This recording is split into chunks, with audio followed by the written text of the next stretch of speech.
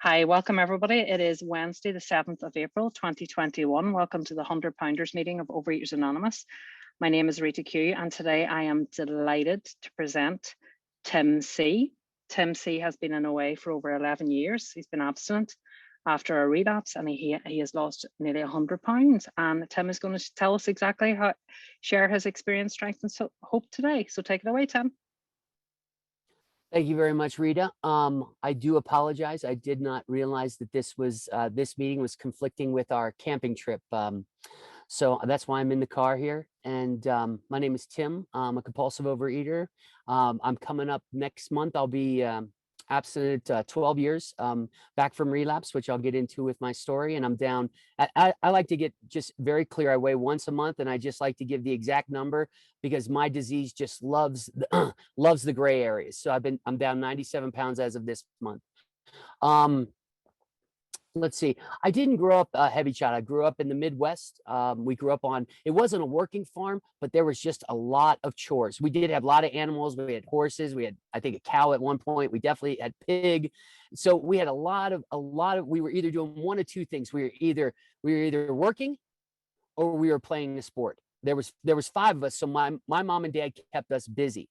And so, we were really encouraged to eat big meals. We were encouraged to eat up. They were constantly finish what's on your plate, finish what's on your plate. And I never really had a problem doing that. And I can remember the first time, one of my earliest memories as far as it goes with food was my mom was spaghetti and meatballs was my favorite. And my mom would cook the meatballs and put them in the sauce, and I could scoop them out of a hot pan as quickly as, what do you call it? I would walk by and scoop them out and eat them as I would go. That was my earliest memory. And then we'd get to dinner and they'd be like, well, where's the meatballs? I'd be like, I don't know. And so when I was maybe in sixth grade, I did something strange. I was starting to get interested in girls, but I just didn't know how to approach them. It wasn't something that came naturally to me. So I came home from our bus ride, and I was always starving after I came home from school. And my mom wasn't home that day for some reason. So I got a loaf of bread out, and I didn't have the intention to, but I got the butter and the toaster out, and as fast as I could toast it and butter it, I could eat it. I could keep up with that system. And all of a sudden the whole loaf of bread was gone. And my mom was like, you ate a whole loaf of bread? And I'm like, yeah. And she's like, well, you still have to eat your dinner. And I'm like, okay. And I remember feeling a little stuffed, but it wasn't a problem eating past stuffed. And like I said, I didn't grow up a heavy child. When I first started noticing I ate differently was when I went to high school. We kind of grew up on the farm. And then between my eighth grade year and my freshman year, we moved to kind of like Beverly Hillbillies. We moved to a very nice section of town. And I was like, these guys don't eat like me. But what they did was they drank. And I fit really well out on the farm. I fit really well with the farm kids. So, and I really want to fit in. I want to fit in with whoever I'm with. And so what I did, I started drinking, and alcohol did for me, and yeah, just alcohol really. And there was a little bit of drugs, but I can't say I was a drug addict. It did for me exactly what food did for me. It took that edge off. And I'll get into that later. So basically for myself, I used alcohol as basically like a diet from the age of 15 years old till the age of 29. I was maybe only, maximum of 30 to 40 pounds overweight. And it wasn't a problem. It did exactly for me what food did for me. Let's see, one of the things that I started doing in high school was one of my big characteristics, and it's still something that hasn't gone away, to be very honest with you, is quitting. If I wasn't the best at something, I didn't want to do it at all. And I was a soccer player, but the high school that I was going to had just won the state championship, and they put in a tryouts. And I was like, well, I don't want to try out. So I went and played football. Now I remember my weight because they weighed me in at football practice. I was 5'2", and 123 pounds. And that's not really the build of a football player. And so I tried really hard, but I quit that too. And then I went to wrestling. So if I wasn't good at it right away, I quit. And that's really, I've lived my life. I've changed jobs. I've left relationships. If it wasn't easy and just kind of go along, I just quit. I did that with jobs. I did relationships. I did it. And even with, I mean, I wasn't a big dieter, but I did that. I kind of did that with everything. Fast forward about till I was 29. Again, work is fine. You know, all that. That's all good. At 29, I was drinking pretty heavily.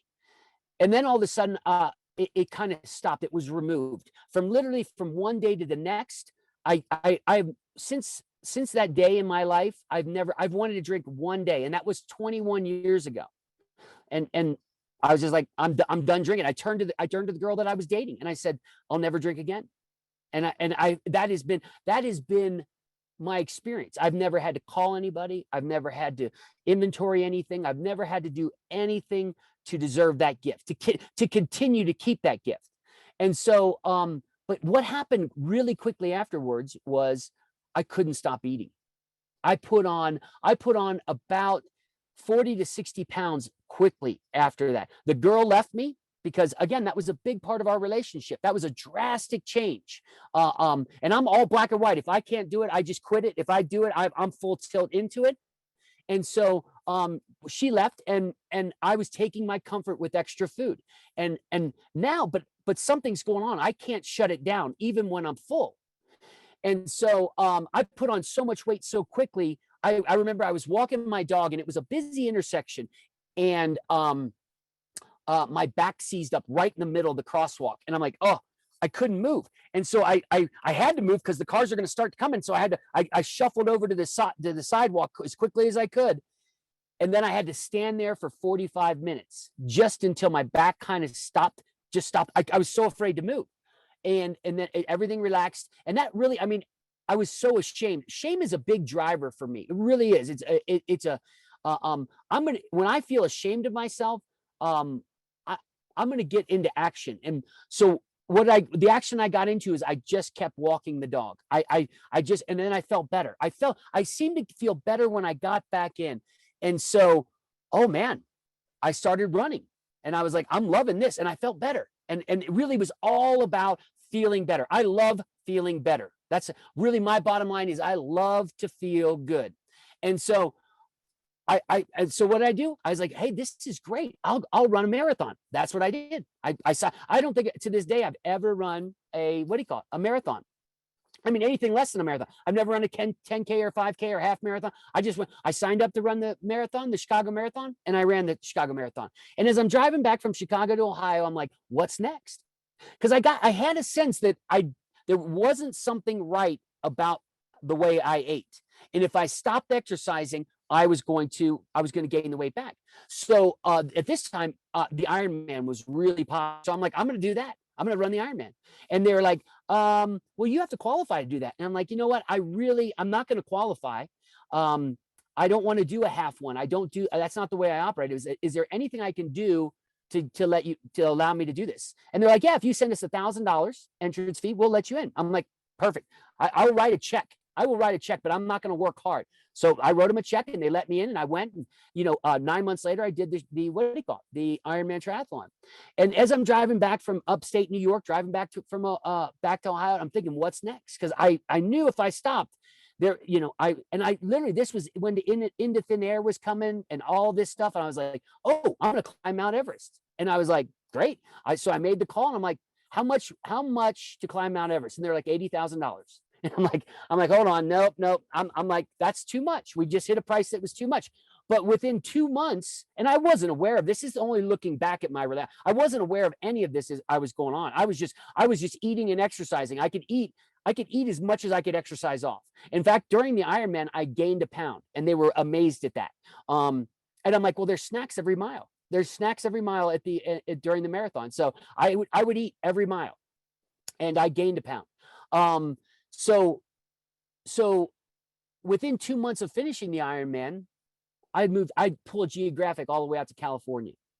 Because again, I knew if I stopped. Now, my uncle, who was my godfather, and unfortunately who died from this disease, but was sober in Alcoholics Anonymous, he said, Tim, he goes, I think you're going to do really well out there in California. I think you're going to do well. He goes, but eventually you're going to show up. And I'm like, I don't know what kind of mumbo jumbo you're talking there, whatever. He goes, but I'm going to move anyway. And he goes, that's great. And so I moved out there, and sure enough, he was right.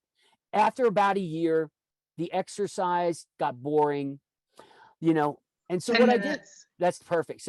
So what happened was, as I was training for this, I tricked my brothers and sisters into doing the another marathon with me. And as I was training, I met a guy, and he showed me his picture, and he says, "Oh," I was like, because I was talking to him, I was like, "I can't stop eating. I can't." What do you call it? He's like, "Oh," he goes, "You used to be like me," and I'm like, and he was standing in front of me at a normal body size, and he shows me a picture where he's obese, and he goes, "I went to Overeaters Anonymous," and I'm like, I just need a diet. I just need the right diet. And he goes, "That's not what I needed." And so I went off to do the Chicago Marathon, and my best thinking the night before was to eat a large pizza in my room. And it just made complete sense. I don't know how it made sense, but that's the sense it made.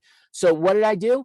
The next day, the marathon did not turn out well. And what drove me to change was my brothers and sisters, who were both first-time marathon runners, had a better time than me. And I was ashamed of that. I was ashamed of that. And so what I did in the Chicago airport is I bought a diet book on the way back to LA. And that's, I had, even when I was training for marathons, and I never bought a diet book. I just was like, I'm going to eat what I want to eat. I'm just going to exercise it off. And in the Chicago airport, I bought that book. I read that book. I Sunday night, I was going to have my first Monday morning. And by Monday at noon, I'm eating foods that that the book said I shouldn't be eating. And I'm eating, I just couldn't stop eating. I was famished.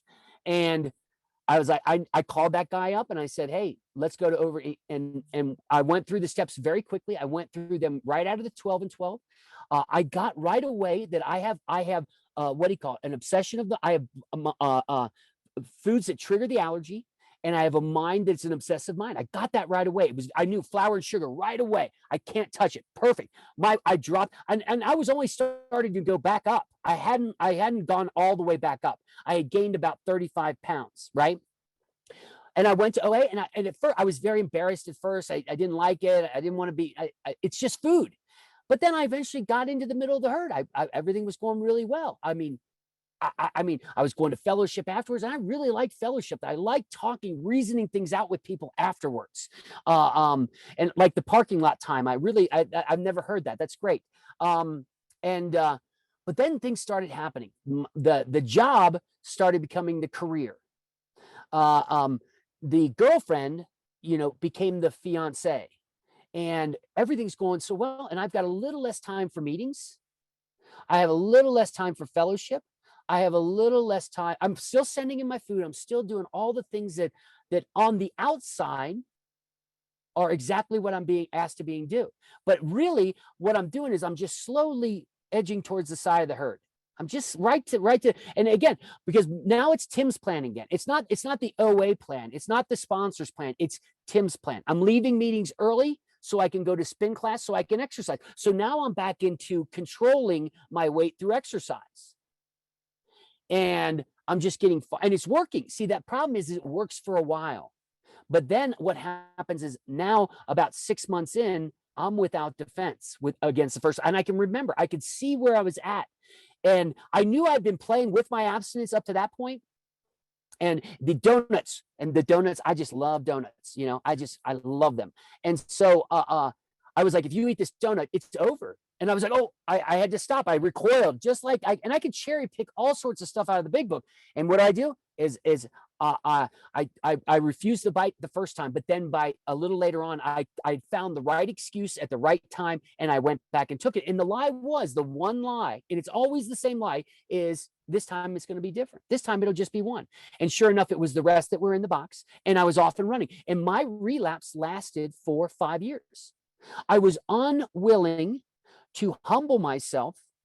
My binge lasted for 5 years. I was unwilling to humble my plan in that 5 years. And again, I wasn't aware of this. It's just through looking back, my plan, and there's always a plan. I'm going to lose the weight, and then I'm going to come back and tell you how I did it.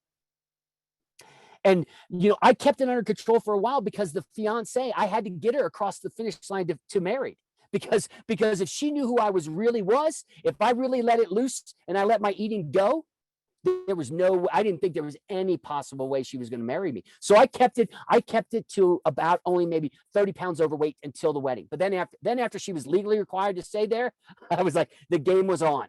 And so I just rocketed it up quickly right after we and I just kept going. I found a couple of days of exercise. I knew which foods triggered. I knew where to come, where the solution was. And even during that time, my wife said, hey, listen, maybe you want to go back. And I was like, you can catch me very rarely and I'll be honest. I mean, especially before a program, and I was just like, I'm not ready to do that work. And what happened was on May the 4th, my wife and I were married a couple years. We had a 6-month-old daughter, and she had just gotten into a sleeping routine, and we've got Netflix DVDs. I've gotten all my binge foods together. I convinced her, let's go out and get pizza. But on the way to pizza, I got McDonald's and Wendy's and all. I'd eaten all that, and on the way back, and I ate the pizza, and I could not stop. I couldn't stop. I'm like, this is crazy. As soon as there was any more room, I ate, and I just was like, I don't know, I can't stop. I was stuffed but starving. I mean, what a weird concept, but I just could not stop. And so on May the 5th, May the 4th to May the 5th, something happened. I threw up in my mouth, and I'd never done that before. I just threw up in the middle of the night as I was sleeping. And I'm like, oh my God, shame again. I was like, I have been given the best education that money could buy. I have been given a excellent work ethic. I have been given a very good moral compass. And I have found a way to get here where I'm throwing it up in my mouth. And I'm like, what is wrong with me? I was just like, what is wrong with me? And so I was just like, I came back into OA, and I was beaten. But here's the thing is I snuck. I went from LA, I drove all the way out to Pasadena because I did not want to see anyone who knew me. I still wanted to protect my pride. I still wanted to protect it. And, and this is just my experience. I had heard good recovery before, so I think I knew what it was supposed to sound like, and I did not hear it at this meeting. And that actually not only it pissed me off because I had gone to the meeting, but it also scared me too. It scared me that it was just like, I'm like, this might be my only shot. This might be the only time I am willing. I was never more willing to do anything than on May the 5th, 2009. Never. There was no debate. It was over. But I knew where I needed to go, and that was at the Sunday morning speaker meeting at 7:30 in Studio City.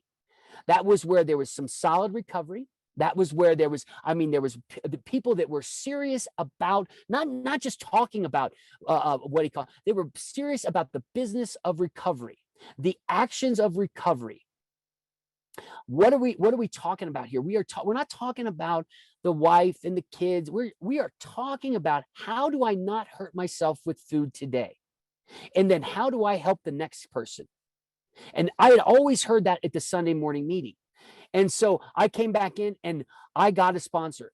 And I got a sponsor that when I saw him the first time, he was 5 years abstinent and down 140 pounds and a serious piece of business. And now when I came back 5 years later, he was 10 years abstinent and still a serious piece of business. And so I'm like, what do I do? And he goes, hey, where are we going to start your abstinence? It was very simple. And I knew right away, flour and sugar. He's like, great. I was like, perfect. So flour and sugar. And I was just so beaten. And he's like, how many meetings do you need to do? And I was really kind of unemployable, because when I'm in the food, I don't shrink away. I go the other way. I get aggressive. And so I was kind of unemployable. I work as a freelance person. So it's all about relationships. It's all about, getting along with other people. And I wasn't very good at that. I'm still not very good at that. And so, I went to a meeting every morning and I loved it. Here's the same thing. I'll continue to do things that make me feel good, just like the running, just like the extra, that made me feel better. And guess what? When I went to a meeting, for some reason, I went in all turning this, that, and the other thing. And I'd walk out and I'm like, oh, that's not so bad. I just felt better. And when I picked up the phone and talked to my sponsor, I'd be, and I would just feel better. I'm a junkie for feeling good. Now here's the thing. If you're a compulsive overeater, if when you honestly want to, you cannot stop. So honestly, when I want to, that's the obsession of the mind. When I honestly want to, I cannot stop entirely, right? That's the mental obsession.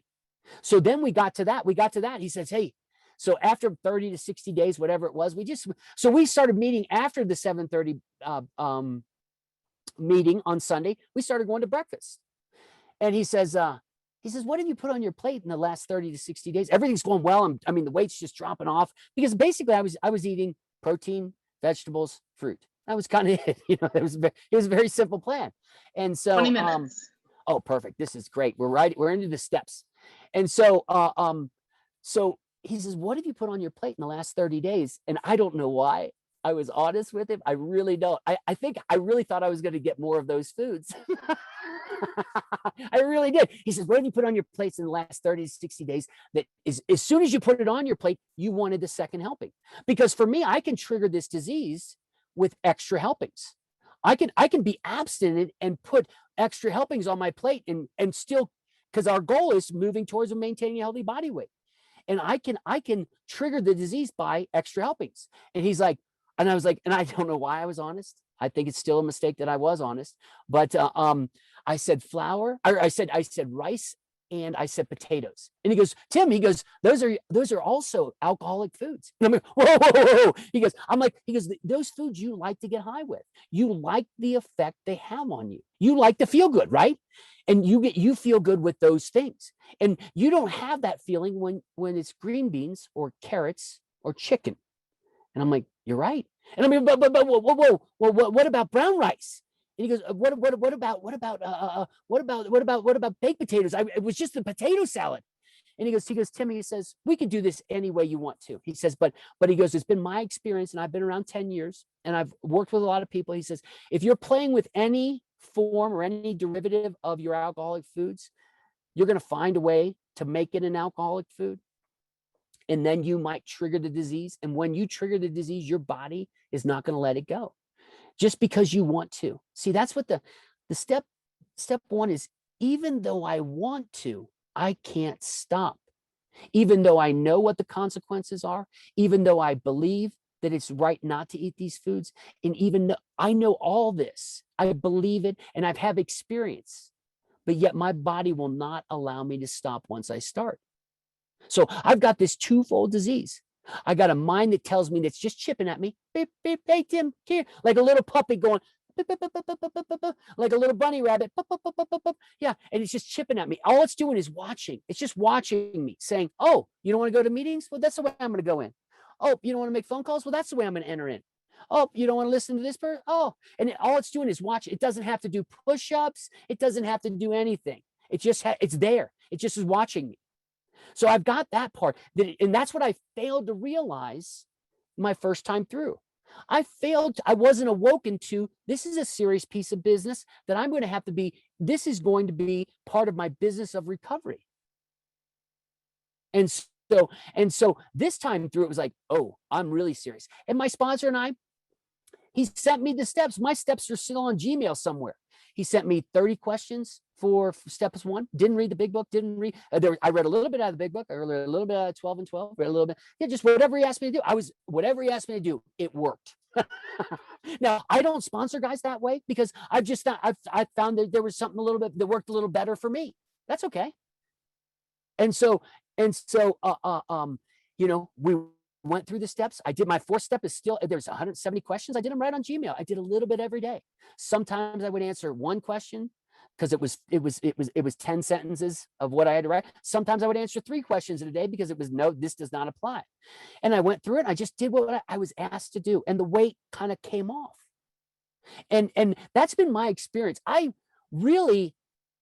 This just keeps getting better for me. I am really, and for me, I'm going to do one of 2 things. I'm going to either need a lot of food or I'm going to need a lot of recovery. And so now for me, I call it God. I didn't get there right away. I didn't get there. I don't know what happened at about year 6. I love listening to speaker tapes. That's my special sauce. I'll be honest with you, I'm not a big meetings don't bring me a lot of ease and comfort. They really don't. Not I can get judgmental and critical. I that's just part of my thing. But one of the things I like listening to speaker tapes. I like listening to recovered individuals, and I'll listen all day long. I'm out walking, I'm out working. I just pop them in, and I'm going. My goodness, I just love that, right? And so, I do that because it makes me feel good. I'm here today because it makes me feel good. Because now we're camping. I get to spend the rest of the day with my family, which is a huge trigger for me. Now, not the food, not the food. My food is listen, I brought my food. I've got my scales. I already packed my salads. All my salads are already packed and they're all good to go. So the work has been done. I just now have to pull them out and execute the plan, that's what worked for me. And so, so now how do I want to go through the day? I want to go through the day as peaceful as possible with as little bit of wreckage. Because again, I tend towards the aggressive side. I go to the bully. I'm not the person that tries to manipulate people by being nice. My reflex is bully. And so I will do that to my kids without a doubt. I'll do it to my wife because, if I can get away with it, because that's what I do. Unaided, unconnected to a higher power. That's what I do. That's where the needle rests. And if I don't get my medicine here, if I don't listen to you, if I don't share my story, if I don't awaken, and that's all we're doing. I awoken to how serious this was. I awaken to, if I don't do this work, I can't expect to be centered and to be a man of service today. It's so funny. I went to a all boys Catholic high school, and their motto was "Men for Others." And I remember when the priest said that to me, I'm like, "What a crock of shit!" I'm like, "You're in it for the money," and now it really is. It's like we're people for other people. We are here. I feel really good when someone calls me and says, "Hey, Tim, I'm having a problem," and then I can. And I really, most of the time I have nothing for them. I don't have any secrets or any mystery for them. All I do is we just kind of reason it out, and then they just feel a little bit better, and then it might go back up, and they make another call, and we just stem the tide a lot of times until we awaken to our own solution. That's all we do. We stem the tide for each other. We help each other not eat until the solution comes from within, because that's where the book says, deep within us, the great reality is deep within us. And that's the only place we're going to find it. But it's blocked by it's blocked by fear. It's blocked by resentment. It's blocked by judgment and criticism and self-seeking. I'm a self-seeker, even when trying to be good. So I need power, a real power, because I wanted to be a good person. I read all those books, How to Win Friends and Influence People. I did all that. I took the courses so I could manipulate you into thinking that I was a good person. And my sponsor says, "Why don't you just be a good person? you don't have to worry about it." And he's always so sage that way. When I tell him my problems, he actually has some good ideas. So that's all I got for today. I'm excited to hear from you guys and be here with us so we don't have to hurt ourselves with food. Thank you. Thank you so much, Tim. I'll just stop.